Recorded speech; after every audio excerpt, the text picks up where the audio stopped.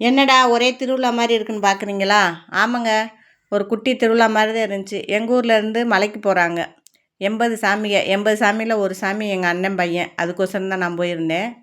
நல்லா காலையில் நாள்லேருந்து நல்லா அன்னதானம்லாம் போட்டு நல்லா பெரிய ஒரு ஒரு பெரிய திருவிழா மாதிரி தான் இருந்தது. அன்னதானம் போட்டு காலையிலேருந்து இருமுடி கட்டி நைட் ஆயிடுச்சு. 8 மணிக்கு தான் நல்லபடியாக சாமியெல்லாம் கிளம்புனாங்க. 8 9 மணி ஆகிப்போச்சு கிளம்புனாங்க. சின்ன வயசுலலாம் எங்கள் அண்ணன் அவங்க கோயிலுக்கு போவாங்க. அந்த வர்றதுக்கு நாள்லேருந்து எங்களுக்கு தூக்கம் வராது.